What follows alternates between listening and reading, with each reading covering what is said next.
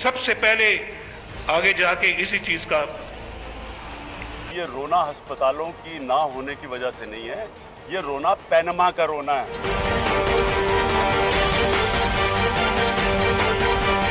इमरान खान को सियासत करने नहीं आती तो नवाज शरीफ को हुकूमत करने नहीं आती।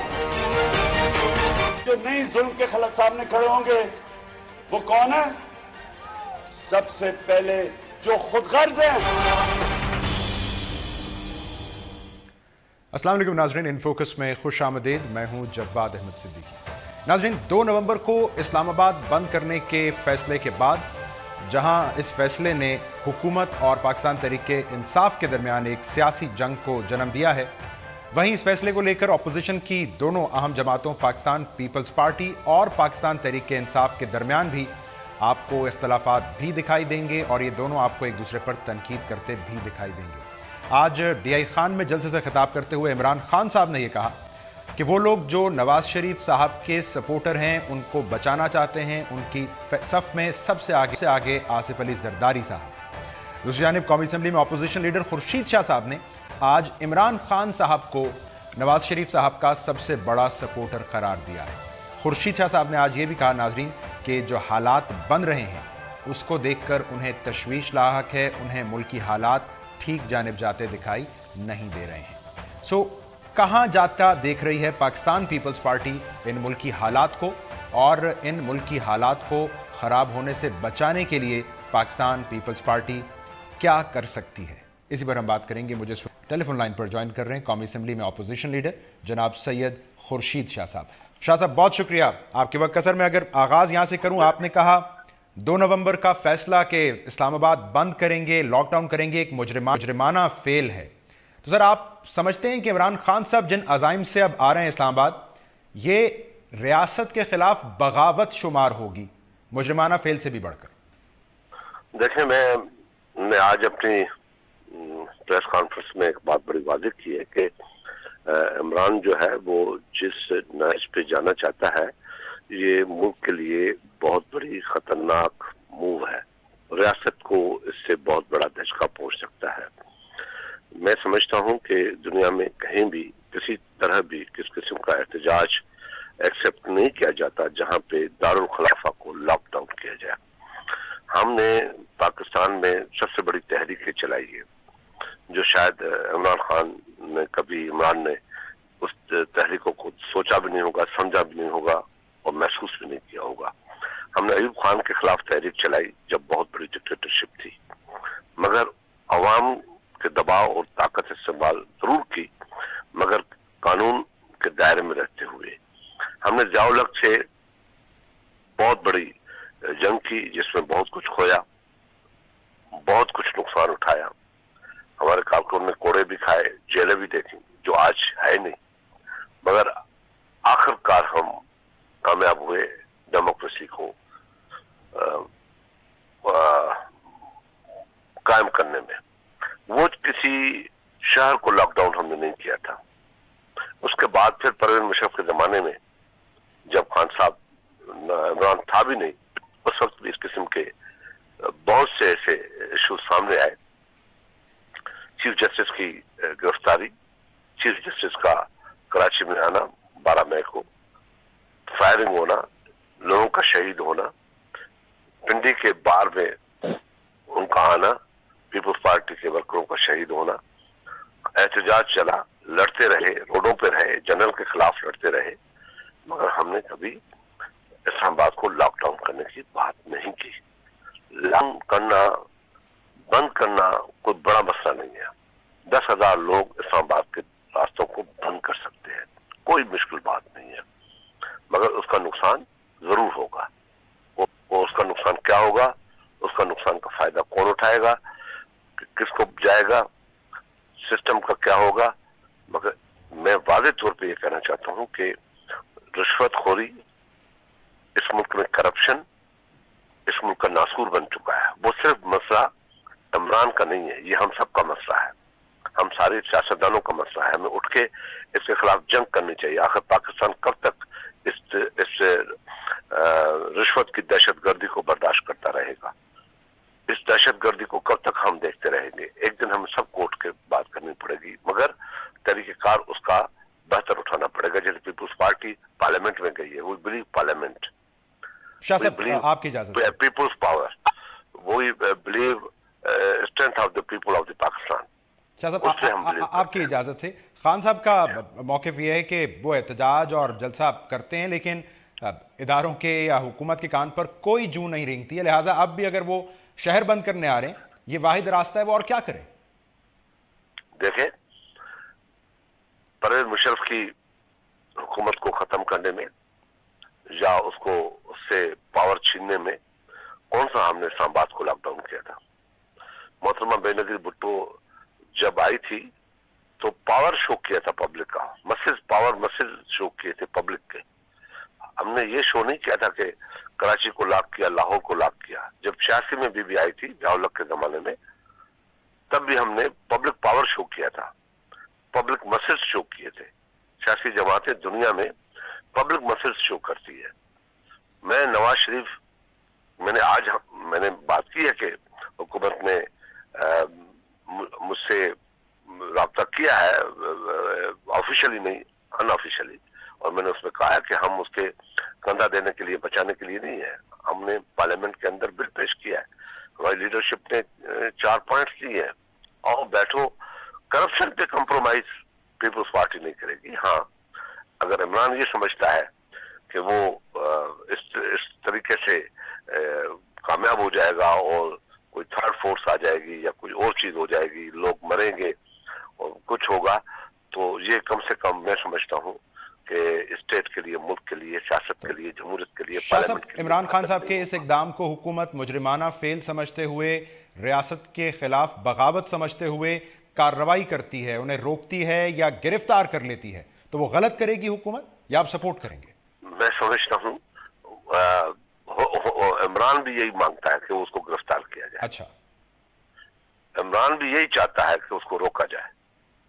इमरान भी यही चाहता है कि कुछ लोगों की लाशें गिरे और हम फिर सियासत करें, और इसको मैं सियासतदान नहीं मानता, ह्यूमन सपोर्टर नहीं मानता मैं, कि लाशों की सियासत करें हमने स्पेशली पीपल्स पार्टी ने, मैंने पहले भी कहा है कि ना उसको सियासत करने आती है, ना उसको हुक्मरानी करने आती है। पीपल्स पार्टी ने अपने पीठ पे कोड़े जरूर खाए हैं, खुद फंदे पे चढ़े हैं, हमारे लोग, हमारे साथ में लीडरों के साथ हमारे लोग मरे हैं, लीडर भी मरा है तो लोग भी मरे हैं, मगर हमने अपनी सियासत को बचाने के लिए कभी लोगों को आग में नहीं झोंका है। ये फर्क है पीपल्स पार्टी की पॉलिटिक्स में और इन लोगों की पॉलिटिक्स में, दोनों की पॉलिटिक्स में। दोनों की सियासत इस किस्म की है, दोनों नहीं समझते सियासत को, दोनों समझते हैं, एक समझता है रियासत की ताकत को इस्तेमाल करूंगा, दूसरा समझता है कि मैं रियासत की ताकत को ऐसा इस्तेमाल करूं जिससे मैं बेनिफिशियरी हो जाऊं। तो सर आप कंधा तो नहीं देंगे, मशवरा क्या देंगे हुकूमत को? कैसे? मैंने तो कहा है, बड़ा क्लियरली कहा है, मैंने वाज़ेह तौर पे कहा है कि मेरा के आओ हमारे साथ। हमने 4 पॉइंट्स दिए हैं, पानामा का बिल दिया है, सी पैक पे जो एग्रीमेंट हुआ है रदाई साहब के पास, यूनानिमसली एग्रीमेंट हुआ है, उस पर अमल करो। पार्लियामेंट की कमीशन बनाओ, पार्लियामेंट्री जो कमीशन का प्रॉमिस किया गया है नवाज शरीफ, वो बनाओ, आओ बैठो बात करो, हम करने के लिए तैयार है। अगर ये बातें हमारी मानते हो तो बिल्कुल हम बात करने के लिए तैयार है, हमारी पार्टी बात करने के लिए तैयार है। इमरान भी यही चाहता है। इमरान क्या चाहता है? इमरान भी यही चाहता है ना कि पानामा का वो मसला हो। तो सर आप ये कह रहे हैं आपके ये 4 मुतालबात अगर मान ले हुकूमत, तो शायद इमरान खान साहब एहतजाज का इरादा तर्क कर दें, आप ये फरमाइए। फिर जब वो पानामा वाला मसला हमारा मान लिया जाए, बिल पास किया जाए, तो फिर एहतजाज की जरूरत ही नहीं बनती। बिल्कुल। सर अगर आपको लचक दिखाने का कहे हुकूमत कि इन 4 में से कोई 1-2 मुतालबात छोड़ दीजिए, तो इसमें कौन सा मुतालबा हमारा गलत है जो हम छोड़ दें? सी पैक के लिए तो वो कहते हैं कि पाकिस्तान के लिए, जो वेस्टर्न रूट भी उसमें है, वो कहते हैं, करते नहीं। पानामा के लिए कहते हैं कि हाँ जी हम करप्शन के लिए एग्री हैं, तो आओ करप्शन के लिए एग्री हो तो आओ बैठो, करप्शन खत्म करने का तरीकेकार फॉर एवर कर लें, जान छूट जाए इस मुल्क को, कैंसर से जान छूट जाए। करप्शन इज अ कैंसर, खा चुका है इस मुल्क को। इमरान तो अभी आया है ना मैदान में, हम तो कब से लड़ रहे हैं, बड़े बड़े जनरल्स थे, क्या जमाने में आप तीनों मुतालबात मान लें, लेकिन जो बिल है पैनामा बिल, उसके हवाले से हुकूमत कहती है वो तो एक शख्स के खिलाफ बिल है, शायद उस पर तो हुकूमत किसी एक शख्स के खिलाफ नहीं है बिल, उस शख्स के खिलाफ बिल नहीं है, वो बड़ा क्लियर है। क्योंकि मियां नवाज शरीफ बड़ा वाज़ेह तौर पे 3 मरतबा, 2 मरतबा डायरेक्ट नेशन से, 1 मरतबा थ्रू पार्लियामेंट नेशन से कहा है कि सबसे पहले मैं हाजिर होने के लिए तैयार हूं। तो उसकी क्या रीजन है? ये इसी बात से तो इमरान को सपोर्ट मिलती है ना, कि फिर रीजन क्या है कि वो अवॉइड कर रहा है। आप इसका मतलब है कुछ है, कुछ मौजूद है, तब नवाज शरीफ अवॉइड कर रहा है। इस बात पे तो कॉम्प्रोमाइज नहीं हो सकती। अगर नहीं होगा तो पीपल्स पार्टी भी फिर सड़क पर होगी, लॉन्ग मार्च होगी। हमने तो 27 दिसंबर का डेट दिया है कि उस तक अनाउंस करो, बात करो, वरना हम भी रोडों पे होंगे। हाँ, हम रोडों पे होंगे, एहतजाज करेंगे, एहतजाज हमारा हक है, हम करेंगे। रास्तों में बैठ जाना, धरना देना हमारा हक है, मगर ये हमारा कभी हक नहीं है कि दारुल खिलाफा को सील कर दे और फिर ऐसे हालात पैदा करे जिससे किसी को ये बहाना मिले। मगर मैं फिर यकीन से कहता हूं, इमरान खान का एक्ट नवाज शरीफ को मजबूत करने वाला एक्ट है। अच्छा सर, थोड़ा सा ये समझा दीजिए, आपने कहा सबसे बड़े सपोर्टर हैं खान साहब नवाज शरीफ साहब के, तो सर अगर वो नवाज शरीफ साहब के सपोर्टर हैं तो जिसकी वो सपोर्ट कर रहे हैं वो तो मजबूत ही होगा, फिर क्या खतरा है? फिर हालात क्यों खराब हो रहे हैं? मैं तो वही कह रहा हूं ना कि सपोर्टर है। अब वो जो लॉकडाउन करने जा रहे हैं, अगर वहां कुछ बंद हो जाता है, गिरफ्तार हो जाते हैं, कुछ गिरफ्तारियां होती है, इसी बहाने के स्टेट को चैलेंज किया गया है और फिर सारा चीज खत्म हो जाता है, फिर आखिर क्या रोक? क्योंकि इमरान ने तो कह दिया है कि उसके बाद में कुछ नहीं करूंगा, न जलसा करूंगा, न जुलूस करूंगा, कुछ नहीं करूंगा। फिर क्या करेंगे? फिर तो नवाज शरीफ स्ट्रांग होके आएगा ना। इस सेंस से मैं कह रहा हूँ, ठीक है, कि उसको मजबूत करने जा रहा है वो। सर खान साहब आज कह रहे थे जलसे किए नवाज शरीफ ने, आपने इमरान ने कितने जलसे किए? अब इतना बड़ा रायमंड का जलसा किया कि मैं धरना दे दूंगा रायमंड में, फिर पीछे हटते हटते ग्राउंड में आ गया, फिर कहा कि बस जलसा ही होगा। इसमें कौन ताकतवर साबित हुआ? नवाज शरीफ, उसको सपोर्ट मिल गई, वो पावरफुल शो हो गया, उन्होंने कहा आओ कर लो जलसा। आप उसको देख ले, पहले कहा कि हम रावण पे धरना देंगे, धरने का मतलब ये नहीं होता कि 15 मिनट का धरना धरना बंद करेंगे। फिर सबने कहा कि ये गलत है, फिर कहा कि ग्राउंड दे दो मुझे, फिर ग्राउंड दिया, जलसा किया, वापस आ गए। कौन मजबूत हुआ? ठीक है, शायद खान साहब कहते हैं अगर कोई तीसरी ताकत आ जाती है खुदा न खास्ता, तो एक शख्स जिम्मेदार होगा, नवाज शरीफ साहब। ये ठीक है? जिम्मेदार होंगे, दोनों जिम्मेदार हैं। लेकिन शाह साहब आपने तो कहा ना कि हुकूमत नहीं आती। मेरी बात को सुन ले जी, कि ये दोनों जिम्मेदार होंगे, दोनों का नॉन सीरियस एटीट्यूड है। नवाज शरीफ इस बात को महसूस करते हुए कहने के बावजूद भी एस साहब के लिए राजी नहीं हो रहे, वो समझने के बावजूद भी बात को समझना नहीं चाहते। तो दोनों इस स्टेट को, इस मुल्क को, इस मुल्क के सिस्टम को, इस मुल्क के जो आइन को, दोनों से खतरा है। ठीक है शाह साहब, मैं अगर आपसे जाते जाते ये पूछ पाऊं, मियां साहब आप डट जाएं, हम आपके साथ हैं, आपको किस बात का खौफ है? 2014 अगस्त पार्लियामान का मुश्तरका इजलास, आपके अल्फाज, 2 नवंबर के बाद जरूरत पड़ी तो आप यही कहेंगे या आपको लगता है अब इस मरतबा थोड़े से मुख्तलिफ हैं हालात? हालात देखें, उस वक्त के हालात और थे। माशाल्लाह आप लोग बड़े जीरक और रिसर्च करते हैं आप। उस वक्त का हालात था पार्लियामेंट के सामने आके पार्लियामेंट को चैलेंज करना, आइन को चैलेंज करना। फिर तो मौलाना फजल रहमान, मौलाना समीउल हक और ये जो दूसरे ग्रुप्स हैं, इनके पास 50-50, 60-60 हजार आदमी है, आके बैठ जाए, कहो हुकूमत चलो, फिर क्या सिस्टम की जरूरत है, इलेक्शन की जरूरत है। उस सारी चीजों को हमने सामने रखा उस वक्त, क्योंकि हुकूमत ताजी आई थी, कोई ऐसा मसला नहीं था, पानामा था नहीं, कोई ऐसी मसला नहीं था। तो हमने उस वक्त ये बात की कि भाई पार्लियामेंट को चैलेंज क्यों, पार्लियामेंट के अंदर घुस आए वो लोग। फिर क्या हुआ? एम्पायर की उंगली उठेगी, वो क्या काम था? मुझे बताएं आप, कौन से एम्पायर की उंगली उठ रही थी? किसके कहने पे ये कुछ हो रहा था? ये सारी बातें रोज रोज आयशा और पाशा के कहने पे नहीं होंगी। इस मुल्क को आयशा और पाशा नहीं चला सकते, इस मुल्क को मुल्क का आवाम चलाएगा।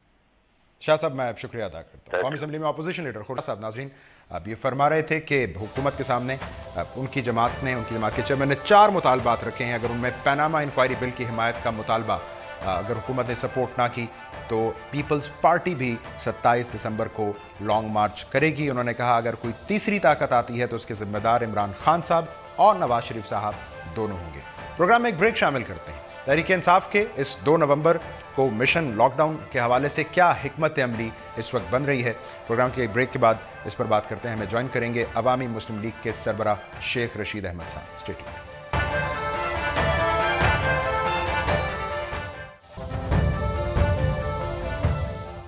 वेलकम बैक नाज़रीन। पाकिस्तान तहरीक इंसाफ 2 नवंबर को अपने मिशन इस्लामाबाद लॉकडाउन के लिए कमर बस्ता है और इस सिलसिले में आज तहरीक इंसाफ के चेयरमैन इमरान खान साहब ने 29 अक्टूबर को ही एक वार्म अप रैली का ऐलान भी कर दिया है। बहर सूरत ये सिलसिला एहतजाज का और वार्म अप का 28 अक्टूबर से ही शुरू हो जाएगा नाजरीन, जब पाकिस्तान तहरीक इंसाफ 28 तारीख को रावलपिंडी में अवामी मुस्लिम लीग के सरबराह शेख रशीद अहमद साहब के जलसे में शिरकत के लिए जाएगी। इमरान खान साहब ने बहरहाल आज जब मीडिया से गुफ्तगू की अपना ये प्लान देते हुए, तो उन्होंने ये कहा कि सुप्रीम कोर्ट में जो केस चल रहा है पनामा का, वो तो वज़ीर आज़म को सज़ा दिलवाने के लिए है। वो 2 नवंबर को वज़ीर आज़म का इस्तीफ़ा लेने जा रहे हैं। इस मौके पर जब उनसे एक सवाल किया गया तो उन्होंने ये भी कहा कि अगर तीसरी कुव्वत इस मौके पर आती है तो उसका जिम्मेदार एक शख्स होगा और वो हैं वज़ीर आज़म नवाज शरीफ साहब। दूसरी जानिब आज हमने कौमी असम्बली में अपोजिशन लीडर खुर्शीद शाह साहब को सुना। वो ये कह रहे थे कि मुश्किल वक्त में हुकूमत को कंधा नहीं देंगे, लेकिन बहरहाल बिलावल भुट्टो साहब ने जो 4 मुतालबात वज़ीर आज़म से कर रखे हैं, हुकूमत उन पर बात करना चाहे तो वह तैयार हैं। साथ ही उन्होंने इमरान खान साहब पर आज एक और इल्ज़ाम लगाया। उन्होंने कहा ये वज़ीर आज़म के सबसे बड़े सपोर्टर हैं। सो नाज़रीन, आने वाले दिनों में पाकिस्तानी सियासत क्या रंग लेने जा रही है, इस पर हम बात करेंगे। मुझे इस वक्त ज्वाइन कर रहे हैं अवामी मुस्लिम लीग के सरबराह जनाब शेख रशीद अहमद साहब। शेख साहब, बहुत शुक्रिया आपके वक्त का। ये फरमाइए, आप और इमरान खान साहब वज़ीर आज़म से इस्तीफ़ा लेने जा रहे हैं, लेकिन आपको लगता है कि सियासी जलसे करके, सिर्फ एहतजाज करके, सियासी दबाव बढ़ाकर आपको ये इस्तीफ़ा नहीं मिलेगा, इसलिए आपने और इमरान खान साहब ने सोचा है कि इस्लामाबाद को ही बंद कर दो, बज़ाहिर वो फैसला जिस पर कानूनी और आईनी सवालात मौजूद हैं। ये ठीक बात है? बिल्कुल ठीक बात है। ये आईनी कानूनी हम देख देख के थक गए हैं। मैं आपके प्रोग्राम में कहता हूं, अगर कर्फ्यू भी लगा तो लाल हवेली से वायलेट करेंगे जी, मजाक नहीं है, मर गई है कौम। और ये खुर्शीद शाह साहब 2 नंबर की अपोजिशन जो है, और बल्कि 6 नंबर की अपोजिशन जो है, ये कह रहे हैं कि आसिफ जरदारी की पार्टी और बिलावल ने 4 मुतालबे दिए। क्या मुतालबे हैं, कौम को बताएं। वजीर खारजा मुकर्रर करे, तुम मामे लगते हो। वो खुद ही वजीर खारजा, भाई एक 1 मैन शो है। जिस तरह शेख रशीद 1 मैन आर्मी है, इस तरह नवाज शरीफ 1 मैन सारी गवर्नमेंट है। दूसरा मुतालबा आपका क्या है, तीसरा क्या है, चौथा क्या है? नाकाम पैनामा बिल जो सेनेट में है, जिसको सपोर्ट कर रही है पैनामा बिल, वो पैनामा बिल अगर एतजाज एहसन का सेनेट से कबूल हो जाए, मैं ऐलान करता हूं, मैं 2 लाख रुपया सदके के तौर पर पीपल्स पार्टी को दे दूंगा, सदके के तौर पे दे दूंगा। ऐसी बकवास ड्रामाबाजी कर रहे हैं। शेख साहब, आप नजर सानी कर लीजिए अपने इस फैसले पर। सेनेट में उनकी अददी अक्सरियत है, सेनेट से तो पास हो सकता है शायद। सेनेट की बात नहीं, मैं कौमी असम्बली की कर रहा हूं। मैं शेख हूं, बच्चा हूं। ठीक, 2 लाख रुपया आपको शेख वैसे ही दे देगा, वो भी खुर्शीद शाह को लेने की बजाय। सर जी, ये सब टोपी ड्रामा है। सेनेट से तो पास हो जाएगा, पास करना तो कौमी असम्बली से, या कौमी असम्बली में उसे पास करवाएं। कभी नहीं होगा ये पास। ये देखें, ये आसम को रहा करवाएंगे, ये इशरत उल इबाद को हटाएंगे गवर्नर वहां से। ये पीपल्स पार्टी करने जा रही है, ये इशरत उल इबाद को हटवाएंगे नवाज शरीफ से मिलके, और एक तीसरा ड्रामा रचाएंगे। अमली तौर पर इन्होंने कुछ नहीं करना। अगर पीपल्स पार्टी सीरियस है नवाज शरीफ के खिलाफ निकलने के लिए, सारी तरीके इंसाफ और शेख रशीद उनके पास जाने के लिए तैयार है। सारी तरीके इंसाफ और शेख रशीद जाए, ये सब ऐसे ही। तो शेख साहब, जो लॉन्ग मार्च, वो कहते हैं मुतालबात ना माने गए, 27 दिसंबर को लॉन्ग मार्च होगी। आप कह रहे हैं ये एक सियासी नारा है, कोई लॉन्ग मार्च नहीं करेगी पीपल्स पार्टी, भले उनके मुतालबात ना माने जाएं। उन्होंने 30 दिसंबर की तारीख दी है। इस हुकूमत का फैसला भी 30 दिसंबर से पहले हो जाना है। कोई लॉन्ग मार्च नहीं होना है। डॉक्टर आसम को रहा करवाना है, एलान अली को उन्होंने बाहर ले जाना है, और 2 और उनके 4 मुतालबे हैं। किसी ने उनके खिलाफ इन्वेस्टिगेशन नहीं करनी, सारी पीपल्स पार्टी। अब आप मुझे पीपल्स पार्टी की तरफ शुरू में ले गए, मेरा तो एंट नवाज शरीफ पे बैठा हुआ है। सारी पीपल्स पार्टी चोरों का गट है, आसफ जरदारी से लेकर नीचे तक। ये पंजाब की चंद पीपल्स पार्टी के साफ से लोग हैं, उसका भी ये उनको भी ख़राब करने जा रहे हैं, उनकी भी ज़मानतें ज़ब्त होंगी। पीपल्स पार्टी पंजाब में दम तोड़ चुकी है, और कराची में जो उनका बहुत बड़ा इन्होंने शो किया, करोड़ों रुपए की एडवर्टाइजमेंट करके, करोड़ों रुपए खर्च करके, अगर आप वाकई सिंसियर हैं तो वो फुटेज दिखाएं, बिलावल आखिरी कितने आदमियों से खिताब कर रहा था जब उसने एंड किया कारसाज में। मैंने कारसाज के इर्द गिर्द लोगों से पूछा, और ये गरीब 9 साल बाद इनकी याद आई है, और MPA सोए रहे घरों में, जिन्होंने भुट्टो के लिए अपने आप को आग लगाई थी। शेख रशीद ने वजीर रेलवे बनने के बाद उनको नौकरी दी जनाब। इन्होंने जो प्लाट दिए वो भी मलक रियाज से दिलवा के, मलक रियाज के खाते से गवर्नमेंट को नहीं हुई, अपनी अरबों रुपए की जदादें बना सकते हैं, अरबों मरब्बे अरबों रुपए के ले सकते हैं। शेख साहब, शहीद होने वाले को मैं पीपल्स पार्टी से आगे चलता हूं, मरला जमीन भी सरकारी नहीं दी। मैं आगे चलता हूं। मुझे ये बताएं, खुर्शीद शाह साहब तो कहते हैं नवाज शरीफ साहब के सबसे बड़े सपोर्टर इमरान खान साहब हैं, वो उनके हाथ मजबूत कर रहे हैं। ये कौम पे छोड़ दें, जब वो ऐसी बात करते हैं तो लोग हंसते हैं, जब वो ऐसी बात करते हैं तो लोग हंसते हैं। इमरान खान वाहिद आदमी है इस वक्त जो डटा हुआ है इस हुकूमत के खिलाफ, जेन्युइन अपोजिशन है, इसलिए शेख रशीद उसके साथ है। अगर वो खुर्शीद शाह टाइप की अपोजिशन होती तो कभी भी उसके साथ ना होता शेख रशीद। लेकिन सर उन्होंने आज कहा की हद तक समझता हूं, खुर्शीद शाह साहब ने कहा है आज के, जी प्लीज मुकम्मल कीजिए आप। देखिए मुझे मुकम्मल करने दें। जी, मैं ईमान की हद तक समझता हूं कि इस कहत की सियासत में, जहां फजलुर रहमान उसके साथ है, असफंदियार उसके साथ है, जमात इस्लामी ने 50-50 का ड्रामा लगाया हुआ है, हैं जी, Imran Khan is a genuine opposition, that's why Sheikh Rashid is with him and I will stand with him इंशाअल्लाह ताला। खुर्शीद शाह साहब ने बहरहाल आज कहा जी हम मुश्किल वक्त में कंधा नहीं देंगे हुकूमत को, तो आपको लगता है वो दे देंगे कंधा? कंधा क्या, कंधे पे उठाएंगे, कंधा क्यों नहीं देंगे जी? कंधा तो इन्होंने देना, इनका कंधा जो है, इनका कंधा जो है वो परमानेंट इस वक्त नवाज शरीफ का कंधा है। नवाज शरीफ और आसफ जरदारी एक ही सिक्के के दो रुख हैं। खुर्शीद शाह ऐसे ही अपने आप की जग हंसाई का मुझे बन रहा है, सफाई पेश कर रहा है। सिंध की करप्शन का अगर खात्मा हुआ तो उनको पता लगेगा, जब नहीं होगा तो ज़ाहिर है ना सिंध में नवाज शरीफ जा रहा है, ना इमरान जा रहा है, ना कोई और जा रहा है, उनकी गंगा नहा रही है, उनकी गंगा में हाथ है और वो मजे कर रहे हैं। शेख साहब आप मुख्तसरन अगर हमें सिर्फ समझा दीजिए, ये जो माजी करीब में हमने देखा, खुर्शीद शाह साहब की क़यादत में PTI वॉकआउट भी कर रही थी असेंबली में, उनके साथ उठ बैठ रही, बात कर रही, जॉइंट अपोजिशन, उस वक्त क्या था PTI के जहन में? अब भी अगर खुर्शीद शाह हक सच के लिए, बेशक फोटो सेशन के लिए, चेहरा दिखाने के लिए भी बाइकाट करेगा, हम उसके साथ होंगे। ये भी PTI की गलती है कि जब मैं लीडर ऑफ अपोजिशन बन रहा था, मुझे 4 वोटों की ज़रूरत थी। वो उनकी पार्टी के अंदर ऐसे लोग थे, इमरान खान मेरे साथ था, अगर उन्होंने 4 सीटें 4 वोटें मुझे PTI ने दी होती तो आज मैं इस मुल्क की सियासत का नक्शा बदल चुका होता। और खुर्शीद शाह ज़ाहिर है, खुर्शीद शाह है जी, नवाज शरीफ के स्टैंडिंग आर्डर हैं इसहाक डार को कि खुर्शीद शाह जो काम कहे वक्त से पहले वो मुकम्मल किया जाए। इसहाक डार को स्टैंडिंग आर्डर है नवाज शरीफ के कि खुर्शीद शाह जो काम कहे इसहाक डार वक्त से पहले होना चाहिए, मुझे शिकायत ना आए। तो शेख साहब कल आप मिले खान साहब से, इमरान खान साहब से, इस वक्त क्या कैफियत है? अभी भी इमरान खान साहब हैं आपके साथ, या अब उनकी पूरी जमात जब आपका मामला आता है तो ऑन बोर्ड है उनके साथ? देखें जी, मैं उनके साथ बोर्ड हूँ, इमरान खान की हद तक जमात के साथ हूँ। मैं अवामी मुस्लिम लीग को इसलिए मैंने कमज़ोर नहीं कह सकते, अल्लाह के फजल से लोगों के साथ हमारी अटैचमेंट है, 4 करोड़ लोग रात को हमें सुनते हैं। मैंने इसलिए रखा कि मैं ईमानदारी से समझता हूँ कि इस वक्त इस कहत के आलम में इमरान खान एक नेमत है और उसके साथ निकलना चाहिए, उसका हाथ मजबूत करने चाहिए।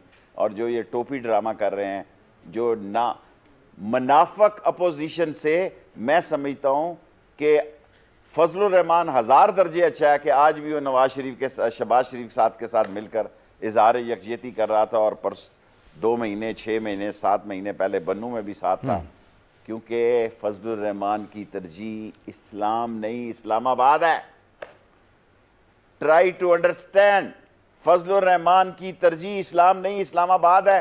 और वो जितनी ताकतें, जितनी दीनी कुव्वतें इस्लाम का नाम ले रही हैं और नवाज शरीफ के साथ हैं, दर हकीकत वो इस्लामाबाद के साथ हैं। ये वही ताकतें हैं जो पाकिस्तान बनने की मुखालिफ थी और आज मुनाफिकाना सियासत कर रही हैं। ना ये पाकिस्तान बनते वक्त कायदे आज़म के साथ थे, उस वक्त वो लोग जो अंग्रेज़ों के जूते चाट रहे थे, अपनी औलाद के नाम अंग्रेज़ों के नाम रख रहे थे, वहां कुत्ते नहला रहे थे अंग्रेजों के, यहां आके उन्होंने घोड़गी लजपाल स्कीमें ली और मुरब्बे बने और फेडरल बने। शेख साहब, मैं आपकी इजाजत से एक ब्रेक ले लूं। ये आपका मौकिफ आया, अब हुकूमती मौकिफ क्या है इस एहतजाज के हवाले से, मैं वो आपके सामने रखता हूं नाज़रीन इस मुख्तसर ब्रेक के बाद।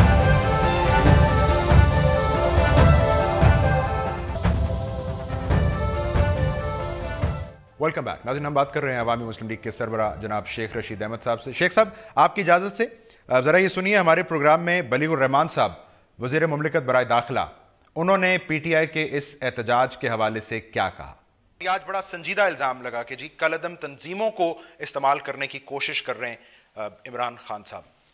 कितनी क्रेडिबल इंफॉर्मेशन है मलिक साहब? जी देखिए, हमारे पास कुछ रिपोर्ट ज़रूर मौजूद हैं और उनको नज़रअंदाज नहीं किया जा सकता।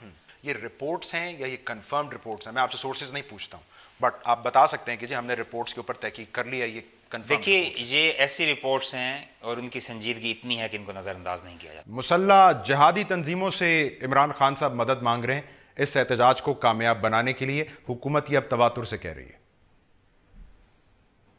इस मुल्क में जो इंडियन इन्फ्लुएंस एजेंट सियासत है, जो नवाज शरीफ ने मोदी के, हमने नहीं कहा कि मोदी का जो यार है गद्दार है, बिलावल ने कहा, हमने नहीं कहा कश्मीर में कि मोदी के यार को और गद्दार को एक धक्का और दो, हमने नहीं कहा कि जंदाल से किसके क्या तल्लुकात हैं, हमने नहीं कहा, इनकी तो आलू सियासत है मिस्टर आलू, इनको 20 और 25 रुपए आलू प्याज मिल रहा है, हम गरीबों को तो 70 रुपए और 80 रुपए मिल रहा है जनाब। वो सब्सिडी इंडिया का आलू और प्याज अल्लाह तुम्हें ही नसीब करे। पाकिस्तान के खेत उजाड़ने वालों, पाकिस्तान की फैक्ट्रियों को बांझ करने वालों, पाकिस्तान के मजदूरों को बेरोजगार करने पड़ो, अल्लाह की लाठी में देर है अंधेर नहीं है। इंशाअल्लाह कौमें और मुल्क आपका हशर देखेंगे, हशर देखेंगे, ऐसा हशर देखेंगे कि तारीख कान पकड़ेगी कि कौमी दौलत लूटने वालों के साथ क्या अंजाम हुआ। और ये कहना जनाब अली बड़ा आसान है, बहुत आसान है कि जनाब अली ये हो गया फलां हो गया। आप देखें होने क्या जा रहा है इंशाअल्लाह ताला। सर, खान साहब आज कह रहे थे कि जब हमारी फौज का मामला आता है, नवाज शरीफ साहब उस एजेंडे पर चलते हैं जो मोदी का है, तो सर हमारे पास कोई पैमाना है ये जांचने का कि हमारी फौज को भी ये खदशा है या हम इसको बस इमरान खान साहब की राय समझ लें? चलें, बड़ा करंट इशू है नेशनल सिक्योरिटी का। किसने लीक किया जी?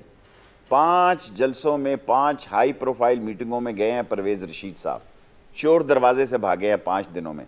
अगर उनकी कोई फुटेज है 5-6 दिनों की तो मेरे प्रोग्राम से पहले लगाएं और मुझे फ़ोन करें, मैं आपसे माफ़ी मांगूंगा। ये कुर्बानी के बकरे 1-2 तैयार किए हैं, फ़ौज इनको कबूल करती है नहीं करती। There is a Raheel Sharif and there is no Raheel Sharif, there will be Raheel Sharif और देयर इज़ नो रहील शरीफ।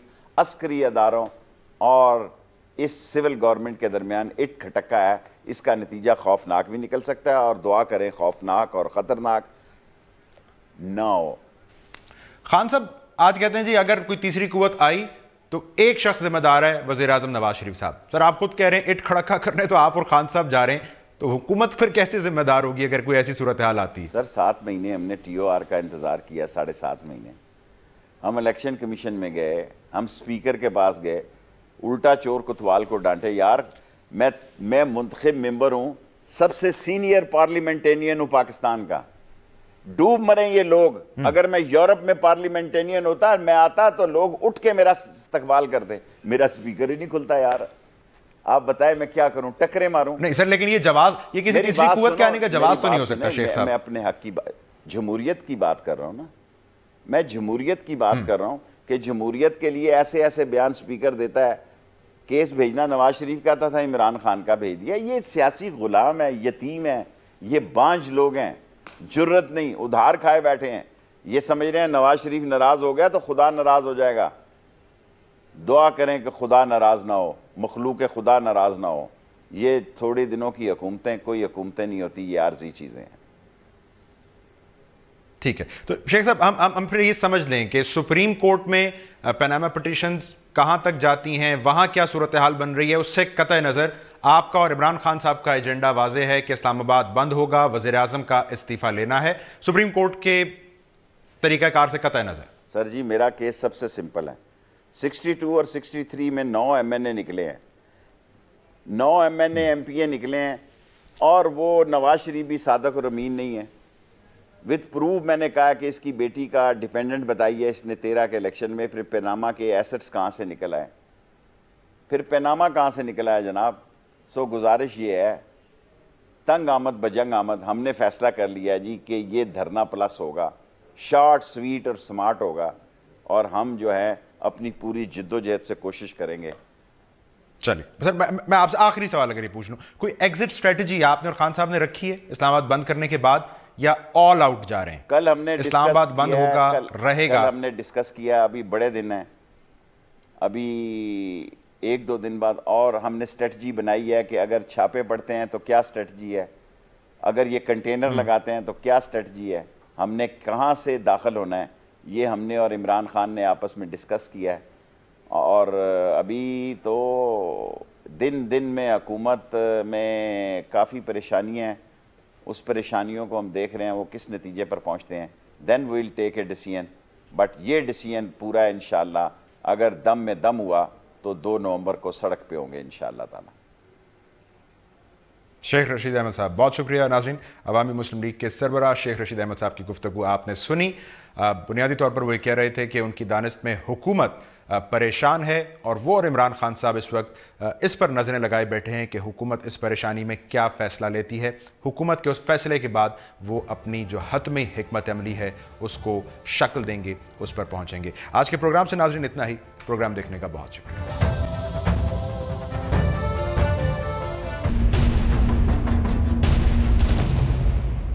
खान साहब आज कहते हैं जी अगर कोई तीसरी कुव्वत आई तो एक शख्स जिम्मेदार है, वज़ीर आज़म नवाज शरीफ साहब। सर आप खुद कह रहे हैं इट खड़का करने तो आप और खान साहब जा रहे हैं, तो हुकूमत फिर कैसे जिम्मेदार होगी अगर कोई ऐसी सूरत हाल आती है? सर 7 महीने हमने TOR का इंतज़ार किया, 7.5 महीने।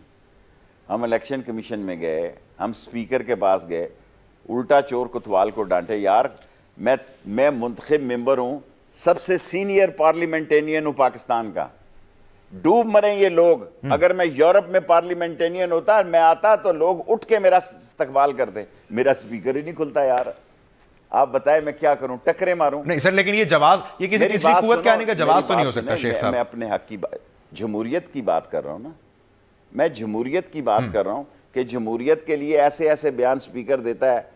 केस भेजना नवाज शरीफ का था, इमरान खान का भेज दिया। ये सियासी गुलाम है, यतीम है, ये बांझ लोग हैं, जुर्रत नहीं, उधार खाए बैठे हैं। ये समझ रहे हैं नवाज शरीफ नाराज हो गया तो खुदा नाराज हो जाएगा। दुआ करें कि खुदा नाराज ना हो, मखलूक खुदा नाराज ना हो। ये थोड़े दिनों की हुकूमतें कोई हुकूमतें नहीं होती, ये आर्जी चीजें हैं।